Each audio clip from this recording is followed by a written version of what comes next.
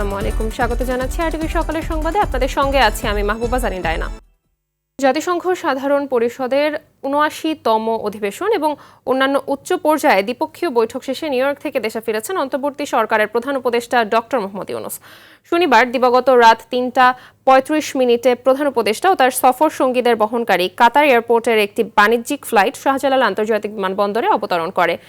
Doctor Yunus মার্কিন president Joe Biden সহ ১২টি দেশের সরকার ও রাষ্ট্রপ্রধান এবং বিভিন্ন আন্তর্জাতিক সংস্থার প্রধানের সঙ্গে সাক্ষাৎ করেন এবং সাইড লাইনে ৪০টি উচ্চ পর্যায়ের বৈঠকে অংশ নেন। সফরকালে প্রধান উপদেষ্টার ব্যাপক কর্মতৎপরতা বাংলাদেশের সঙ্গে আন্তর্জাতিক বিশ্বের অর্থনৈতিক ও কূটনৈতিক সম্পর্ক এবং অংশীদারিত্ব এগিয়ে নেওয়ার ক্ষেত্রে বিরাট অবদান রাখবে বলে আশা করা হচ্ছে।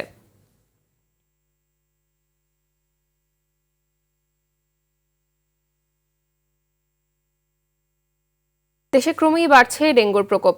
গেল ২৪ ঘন্টায় সারা দেশে ডেঙ্গু নিয়ে আরও ৮৬০ জন হাসপাতালে ভর্তি হয়েছেন। এ সময় নতুন করে আরও ৭ জনের মৃত্যু হয়েছে। এ নিয়ে চলতি বছরে মশাবাহিত রোগটিতে মৃত্যুর সংখ্যা দাঁড়িয়েছে ১৫০ জনে। গতকাল সন্ধ্যায় স্বাস্থ্য অধিদপ্তরের হেলথ এমার্জেন্সি অপারেশন সেন্টার ও কন্ট্রোল রুম থেকে পাঠানো ডেঙ্গু বিষয়ক নিয়মিত প্রতিবেদনে এসব তথ্য জানানো হয়।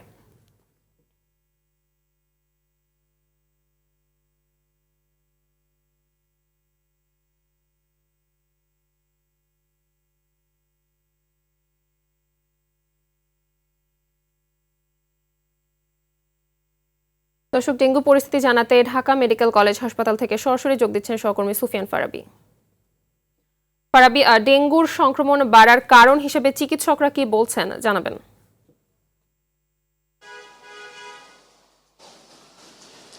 মাহবুব, আমরা রয়েছে এই মুহূর্তে ঢাকা মেডিকেল কলেজের জরুরি বিভাগের ঠিক সামনে। আমরা কিন্তু এসে দেখেছি যে রোগীরা কিন্তু ঢাকার বিভিন্ন এলাকা থেকে কিন্তু আসছেন এবং তারা কিন্তু আক্রান্ত হচ্ছেন। আক্রান্ত হয়ে তারা বিভিন্ন হাসপাতালগুলোতে চিকিৎসা নিচ্ছেন। বিশেষত মহাখালী যে ডেঙ্গু ডেডিকেটেড হাসপাতাল রয়েছে, যেটা ফিল্ড হাসপাতাল সিটি কর্পোরেশনের, আপাতত ডেঙ্গু ডেডিকেটেড হাসপাতাল হিসেবে ব্যবহৃত হচ্ছে, সেই হাসপাতালে কিন্তু রোগীদের উপচে পড়া ভিড় আমরা দেখেছি। এবং আপনি দেখতে পাচ্ছেন যে এখনও কিন্তু আসলে বৃষ্টি হচ্ছে।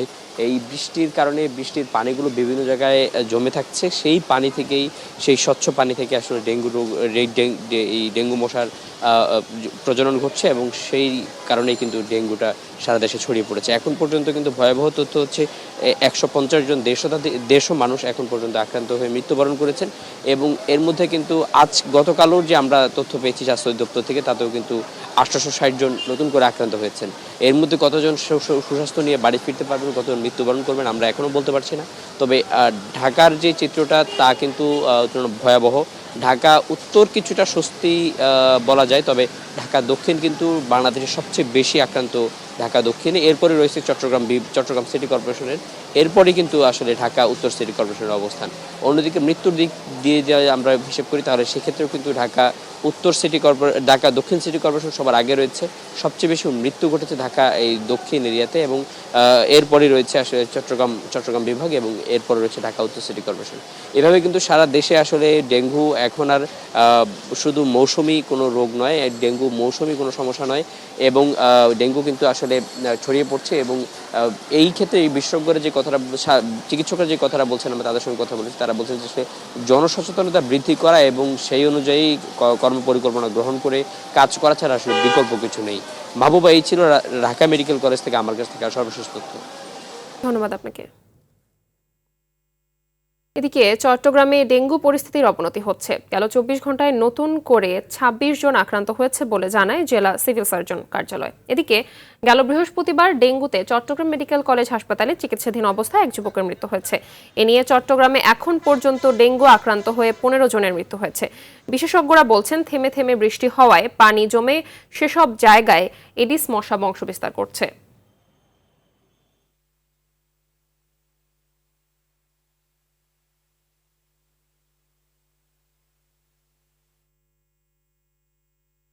দর্শক, এ বিষয়ে বিস্তারিত জানাতে চট্টগ্রাম থেকে সরাসরি যুক্ত হচ্ছেন আমাদের আরেক সহকর্মী সাইফুল মাহমুদ। সাইফুল, চট্টগ্রামে ডেঙ্গু পরিস্থিতির সর্বশেষ অবস্থা জানাবেন। যে মাহবুবা আসলে যেমনটি বলেছেন, চট্টগ্রামে দিন দিন ডেঙ্গু পরিস্থিতি কিন্তু খারাপের দিকে যাচ্ছে। কোনোভাবে যে উন্নতির দিকে যাবে সেটা বোঝা যাচ্ছে না। যেহেতু থেমে থেমে বৃষ্টি হচ্ছে চট্টগ্রামে, সেই জন্য কিন্তু আসলে বিশেষজ্ঞরা বলেছেন এই থেমে থেমে বৃষ্টির কারণে ডেঙ্গু পরিস্থিতি আরও খারাপ হতে পারে। তবে আগামী মাস অক্টোবর মাসে কিন্তু পরিস্থিতি আরও ভয়াবহ হতে পারে বলে জানিয়েছেন তারা। চট্টগ্রামে গত 24 ঘন্টায় আক্রান্ত হয়েছেন 26 জন, সেই সাথে মৃত্যুবরণ করেছেন একজন। এই একজন সহ চট্টগ্রামে মোট 15 জন মারা গেছেন। এই 15 জনের মধ্যে শুধুমাত্র 10 জনেই মারা গেছেন এই চলতি মাসে। এই 15 জনের মধ্যে 9 জন নারী, 4 জন পুরুষ রয়েছে এবং 2 জন শিশু রয়েছে। কোনোভাবেই যে নিয়ন্ত্রণ করবে সেটা কিন্তু বোঝা যাচ্ছে না। চট্টগ্রাম সিটি কর্পোরেশন বলি কিংবা উপজেলাগুলিতে বলি, কোথাও কিন্তু ওষুধ ছিটানোর যে দাবি করছেন সেটা কিন্তু হচ্ছে না। এবং চট্টগ্রাম সিটি কর্পোরেশন তারা দাবি করছেন তারা কিন্তু ওষুধ ছিটাচ্ছেন বলে তারা দাবি করছেন। তবে এখানকার জনগণ বলছে তারা কিভাবে কোথায় ওষুধ ছিটাচ্ছে সেটা কিন্তু বোঝা যাচ্ছে না। এরপর সিটি কর্পোরেশন তারা দাবি করছেন তারা ওষুধ ছিটাচ্ছেন, এবং যে ওষুধ ছিটাচ্ছেন বলে তারা দাবি করছেন সেই ওষুধের কার্যকারিতা নিয়ে কিন্তু প্রশ্ন উঠেছে। তারা যদি ওষুধ ছিটিয়ে থাকেন তাহলে কেন আসলে এতগুলো ডেঙ্গু আক্রান্ত হচ্ছেন কিংবা মশার উৎপত্তি হচ্ছে, এই বিষয়টা নিয়ে কিন্তু আসলে প্রশ্ন থেকে যায়। তবে চট্টগ্রাম জেলা সিভিল সার্জন জানিয়েছেন ডেঙ্গু থেকে বাঁচতে হলে অবশ্যই তাদেরকে সচেতন হতে হবে এবং রাতে ঘুমানোর সময় মশারি টাঙ্গিয়ে ঘুমাতে হবে। আমরা কথা বলেছিলাম চট্টগ্রাম মেডিকেল কলেজের পরিচালকের সাথে, তিনি জানিয়েছেন তারা 2টি ওয়ার্ডকে ডেঙ্গু ওয়ার্ড ঘোষণা করেছেন এবং সেই সাথে যারা ডেঙ্গুতে আক্রান্ত হচ্ছেন আসছেন তাদেরকে বিভিন্নভাবে সেবা দিচ্ছেন। তবে সেবা নিয়ে কোনো রোগী এখনো পর্যন্ত কোনো অভিযোগ করেনি। মাহবুবা, এই ছিল আমার কাছে সর্বশেষ সংবাদ ডেঙ্গু নিয়ে। ধন্যবাদ আপনাকে।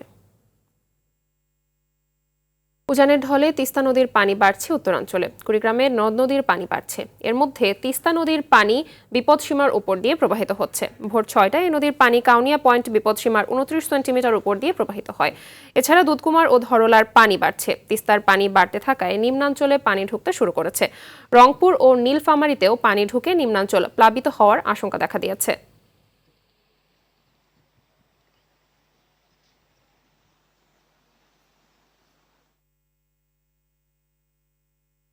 দর্শক, এ বিষয়ে আরো জানাতে কুড়িগ্রাম থেকে সরাসরি যোগ দিচ্ছেন সহকর্মী আব্দুল কুদ্দুস চঞ্চল। চঞ্চল, তিস্তা সহ অন্যান্য নদীর পানি বৃদ্ধির বিষয়ে সবশেষ কি তথ্য আছে জানাবেন?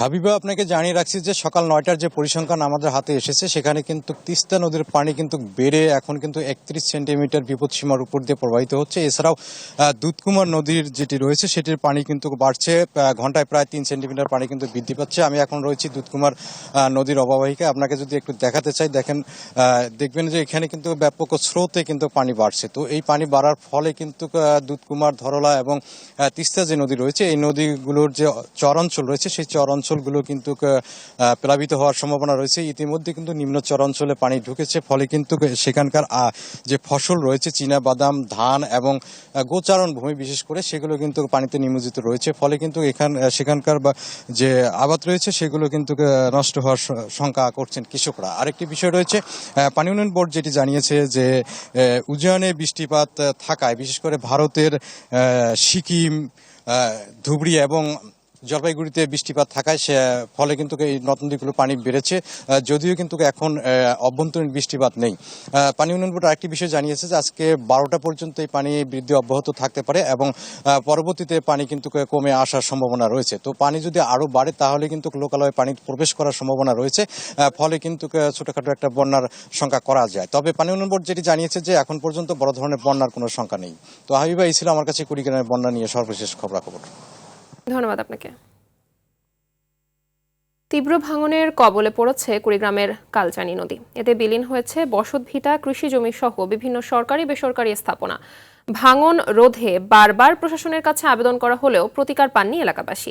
তবে বসতবাড়ি, ফসলি জমি রক্ষায় বালুর বস্তা দিয়ে ভাঙন রোধের চেষ্টা স্থানীয়দের। কুড়িগ্রাম থেকে আব্দুল কুদ্দুস চঞ্চলের তথ্যচিত্রে বিস্তারিত জানাচ্ছেন ইমরুল কায়েস।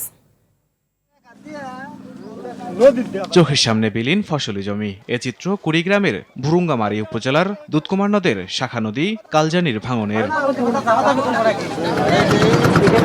গেল কয়েকদিনের নদীর তীব্র ভাঙনে শিলখুড়ি ইউনিয়নের 6টি ওয়ার্ডের শত শত ঘরবাড়ি বিলীন হয়েছে। নদীগর্ভে চলে গেছে হাজার একর আবাদি জমি। ভিটেমাটি হারিয়ে আশ্রয়হীন ও নিঃস্ব হয়ে পড়েছেন অনেকে। ভাঙন হুমকিতে রয়েছে উপজেলার বিভিন্ন শিক্ষা প্রতিষ্ঠান, বিজিবি ক্যাম্প সহ গুরুত্বপূর্ণ স্থাপনা। ভাঙন রোধে প্রশাসনের সাথে যোগাযোগ করেও কোনো প্রতিকার পাননি স্থানীয়রা। 12 বিঘা জমিনের মাঝখানে আমার বাড়ি ছিল, সেই বাড়ি ভেঙে গেল, আমি এদিক কিনারে এলাম। 1 শতক জমি নাই, তার বাড়ি করে থাকবো। জায়গা জমিন বাড়ি ঘর কিচ্ছু নাই, কত ঘর বাসা নিয়ে গেছে, ভাঙিয়ে নিয়ে গেছে গা। ভাঙনের হাত থেকে নিজেদের বসতবাড়ি, ফসলি জমি রক্ষায় স্বেচ্ছায় শ্রম দিচ্ছে গ্রামবাসী। বালু ভর্তি ব্যাগ ফেলে ভাঙন ঠেকাতে কাজ করছেন তারা। আমরা Bhurungamari tune office, DC office, Kurigram, আমরা সব জায়গায় ঘুরে দরখাস্ত দেওয়া আছে।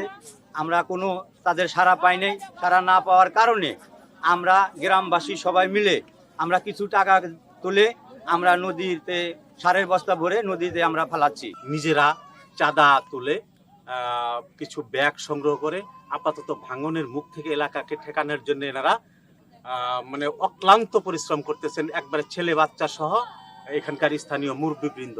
ভাঙন প্রতিরোধে বরাদ্দ নেই বলে জানান এই কর্মকর্তা। ভাঙনগুলো সাধারণত কৃষি জমি বা খুব দূরত্ব নিয়ে কিছু ঘরবাড়ি আছে, আমরা এই বিষয়টি এবং অনেক দীর্ঘ এলাকা জুড়েই ভাঙনটি আছে। আমরা এখানে পরবর্তীতে কোনো প্রকল্প নেওয়া যায় কিনা সেই বিষয়টি আমরা বিবেচনা করতেছি। ইমরুল কায়েস, RTV। নদীকে বলা হয় জীবন্ত সত্তা। ইতিহাস সাক্ষ্য দেয় নদীর বিরূপ প্রভাবের কারণেই বিলুপ্ত হয় একসময়কার সিন্ধু সভ্যতা। এমন ইতিহাস যেন আগাম বার্তা নদীমাতৃক দেশ বাংলাদেশের জন্য। দখল, দূষণ আর নদীকে হারিয়ে প্রাণ প্রকৃতি বাঁচিয়ে রাখা সম্ভব নয়। এই উপলব্ধি বুঝতে যত দেরি হবে ততই দেশের অস্তিত্ব হারানোর শঙ্কা বাড়বে বলে মত বিশেষজ্ঞদের। দেখুন নদী দিবস উপলক্ষে শাকিলা করিমের বিশেষ রিপোর্ট।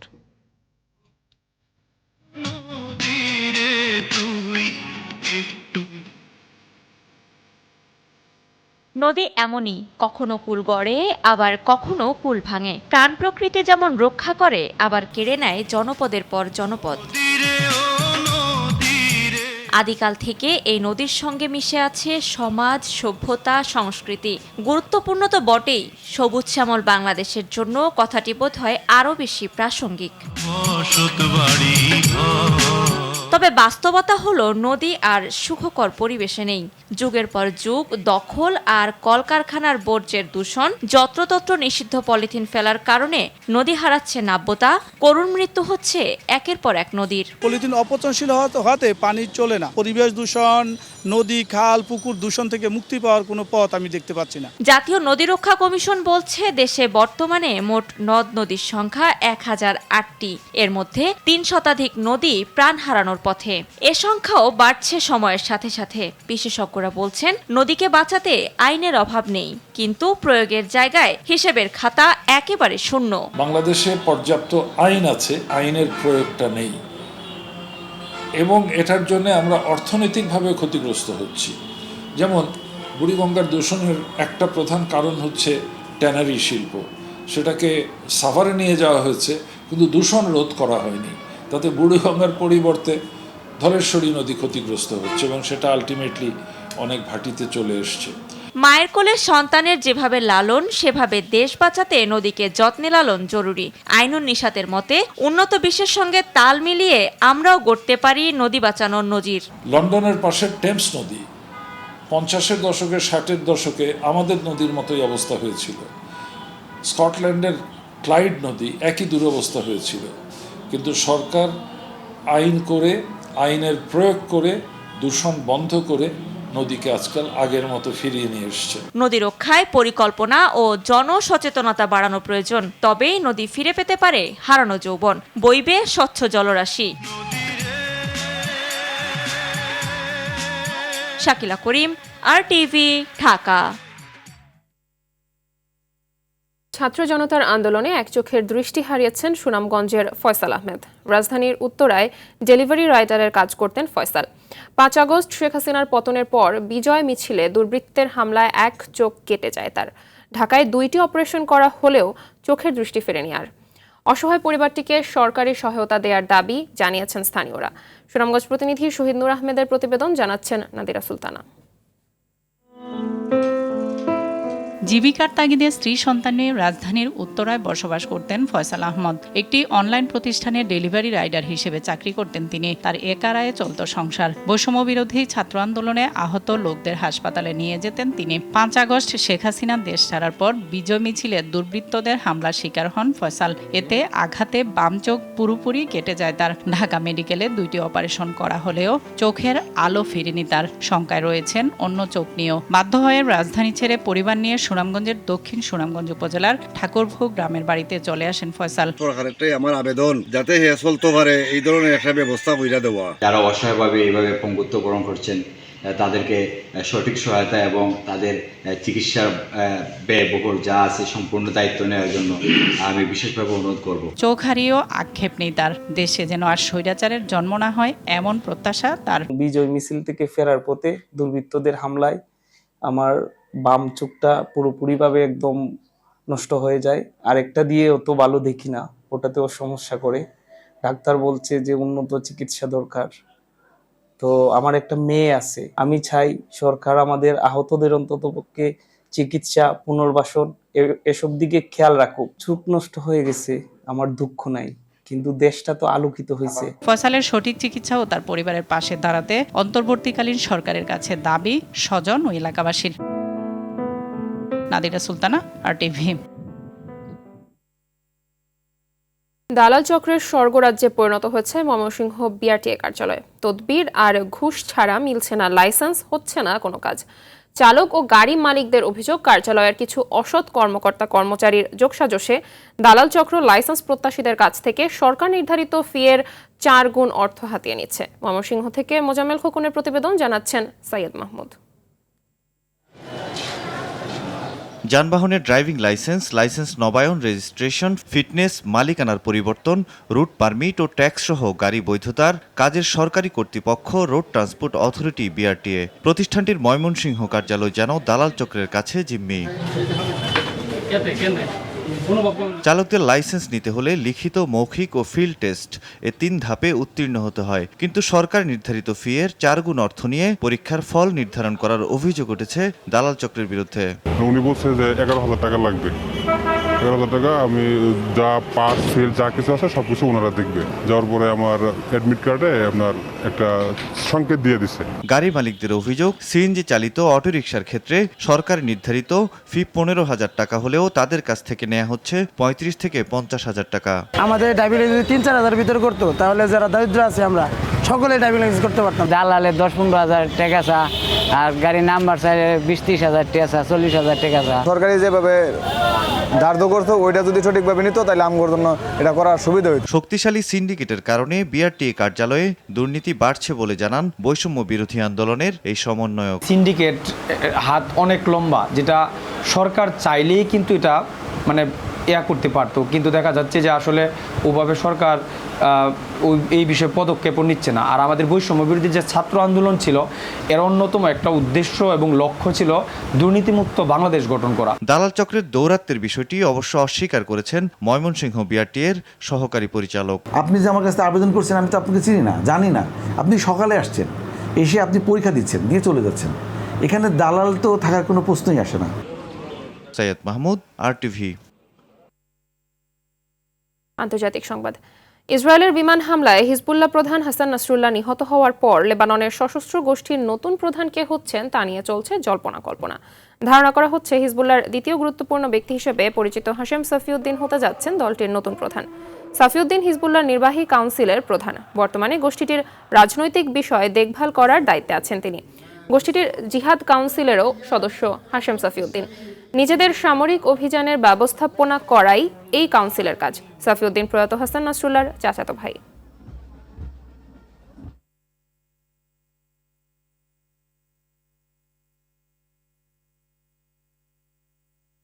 এদিকে লেবাননে হামলা চালিয়ে হিজবুল্লাহ প্রধান হাসান নাসরুল্লাহকে হত্যার পর এবার দেশটিতে সম্ভাব্য স্থল অভিযানের প্রস্তুতি নিচ্ছে ইসরায়েল। এজন্য সীমান্তে সেনা সমাবেশ ঘটিয়েছে দেশটি। সীমান্তে সেনা সমাবেশ ঘটালেও স্থল অভিযানের জন্য এখনও চূড়ান্ত সিদ্ধান্ত নেয়নি। তবে লেবাননে অবিরাম বোমা হামলা চালিয়ে যাচ্ছে ইসরায়েল। শনিবারের হামলায় লেবাননে নিহত হয়েছে অন্তত 33 জন, আহত হয়েছেন আরও 195 জন। হিজবুল্লাহ নেতা হাসান নাসরুল্লাহ নিহত হওয়ার পর লেবাননে 3 দিনের শোক ঘোষণা করা হয়েছে। নাসরুল্লাহ হত্যাকাণ্ডের পর জাতিসংঘের নিরাপত্তা পরিষদে জরুরি অধিবেশন ডাকার আহ্বান জানিয়েছে ইরান। এদিকে লেবাননে যুদ্ধবিরতির আহ্বান করেছেন মার্কিন প্রেসিডেন্ট জো বাইডেন।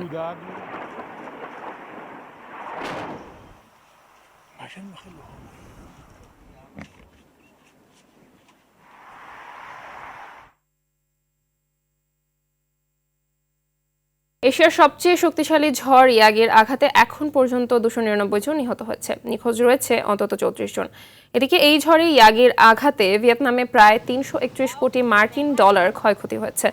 শনিবার দেশটির রাষ্ট্রীয় সংবাদ মাধ্যমে তথ্য জানানো হয়েছে। টাইফুন ইয়াগির আঘাতে ভিয়েতনামে ক্ষয়ক্ষতির এই পরিমাণ আগের অনুমানের প্রায় দ্বিগুণ। বর্তমানে ভিয়েতনামের কর্তৃপক্ষ ক্ষতিগ্রস্ত এলাকাগুলো পুনর্গঠনের দিকে মনোনিবেশ করেছে এবং অর্থনৈতিক স্থিতিশীলতা ফিরিয়ে আনার চেষ্টা করছে।